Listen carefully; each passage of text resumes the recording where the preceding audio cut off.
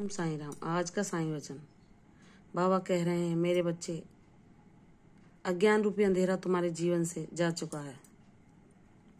तुमने ज्ञान रूपी उस प्रकाश को पा लिया है जिसके सहारे अब तुम सब कुछ साफ साफ देख पाओगे।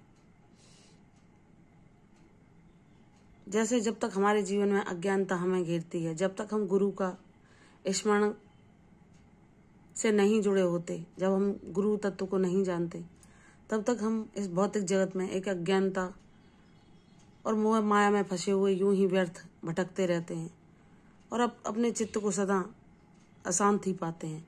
लेकिन जब हमें सच्चे गुरु का सहारा मिलता है तो हमारा गुरु हमारे जीवन में हमें सद्बुद्धि देकर, सही मार्ग दिखलाकर, सत्कर्म करना सिखाकर, सब पर दया का भाव मन में देकर, सब हमको दान करना सिखलाकर, हमको श्रेष्ठ कर्मों से जोड़कर हमें प्रगति की ओर ले जाते हैं।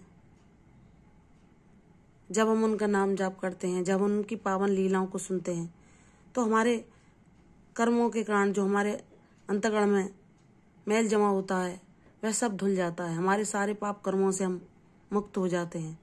जब बाबा का पावन नाम स्मरण हम अपने जीवन में करते रहते हैं और वह हमारी सांसों में समा जाता है, हमारी धड़कन में भी जब हम अनायासी उसको ध्यान लगाकर सुनते हैं तो बाबा का ही नाम गूंजता है। उस पल हम वह स्थिति पा लेते हैं कि बाबा हमारे अंतःकरण में प्रकट होकर सदैव एक योग्य पथ प्रदर्शक के भांति हमें सदैव मार्ग दिखाते हैं, सदैव हमें अंतःकरण से प्रेरणा देते हैं कि क्या सही है क्या गलत, कब हमें मौन धारण करना है, किन बातों को बोलना है, ताकि हम अपने चित्त को अशांत होने से बचा सकें। किस तरह हमें मन पर नियंत्रण करना है, किन लोगों के साथ विवादों से बचना है, किन को अपने सकारात्मक ऊर्जा से, जिनकी नकारात्मक ऊर्जा हमें प्रभावित ना कर पाए, तो कैसे अपनी ऊर्जा को बचाना है, ये हमें बाबा ज्ञानवान बनाकर ही सिखाते हैं। जब हम ऋणानुबंध के कारण या हमारा पिछले जन्मों का उनसे कुछ लेना देना है, उसके कारण हम उनके संपर्क में आते हैं, उनका साथ मिलता है, उनके साथ रहते हैं, तो हमें अपने कर्मों का निपटारा, जब हमारे भगवान, हमारे साईं बाबा हमारे जीवन में प्रकट हो जाते हैं, हमें अपना शिष्य मान लेते हैं, हमें उचित मार्ग दिखाते हैं, तो वही यही बताते हैं कि यह तुम्हारे कर्म है जिन्हें तुम्हें काटना है। लेकिन तुम्हें अगर इस जन्म में भी दुखों से मुक्त होना है तो इन लोगों से दूरी बनाओ, क्योंकि इनकी ऊर्जा तुम्हारी ऊर्जा से भिन्न है। जहाँ तुम सकारात्मक हो, जहाँ तुम आध्यात्मिक हो, जहाँ तुम पवित्रता धारण करते हो, यह उन बातों को ग्रहण करने के काबिल नहीं है। अगर तुम इन्हें ज्ञान रूपी कुछ बातें बताते हो तो यह कहकर उन बातों का व्यंग उड़ाते हैं कि यह तो बहुत ज्ञानी बनता है, यह तो प्रवचन देता है, लेकिन वह उस ज्ञान के काबिल ही नहीं। तुम्हारी उस ऊर्जा को, तुम्हारे उस आध्यात्मिक स्तर को सिर्फ वही समझ सकता है जो तुम्हारे जैसा हो। इसलिए अपनी ऊर्जा का व्यय ऐसे लोगों के साथ ना करो जो जिसके लायक ही नहीं। तुम व्यर्थ ही ऐसे लोगों से वाद विवाद करके, तर्क उतर करके, जहां तुम उन्हें समझा ही नहीं सकते, क्योंकि उनका हृदय घोर अंधकार से भरा है।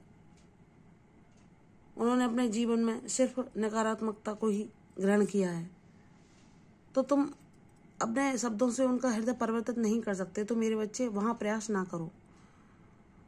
तुम्हारे जीवन में ऐसे मित्र, ऐसे सलाहकारी आएंगे जो तुम्हारे जैसे होंगे, तब तुम वहां पाओगे कि तुम जिस लायक हो। उन लोगों से मैंने तुम्हें मिला दिया।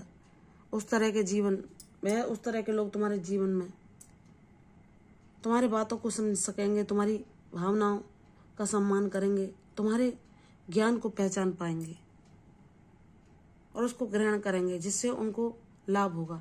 लेकिन ऐसे लोग जो इसके काबिल नहीं, उनसे अपने ज्ञान के या अपने आध्यात्मिक सफर के बारे में कोई भी चर्चा ना करो। मेरे बच्चे, मैं जो तुम्हें प्रेरणा दे रहा हूँ अंतःकरण से, उसे ज्ञान समझकर सदैव उसी का अनुसरण करो, ताकि तुम सदैव शांति का अनुभव पा सको, अपने चित्त को अशांत होने से बचा सको।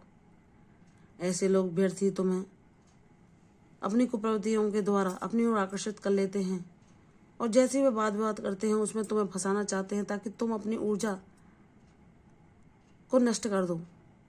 लेकिन मेरे बच्चे, इन लोगों से तुम्हें जितना कम हो उतना ही सीमित समय उनके साथ व्यय करना है, क्योंकि ऐसा तो हो नहीं सकता कि अगर वे तुम्हारे साथ हैं तो तुम उनसे दूरी बना लो, लेकिन जितना आवश्यक हो सिर्फ उतना ही उनसे वार्ता करें, उससे ज़्यादा नहीं, क्योंकि यह तुम्हें ही दुख प्रदान करता है। इसलिए मेरे बच्चे,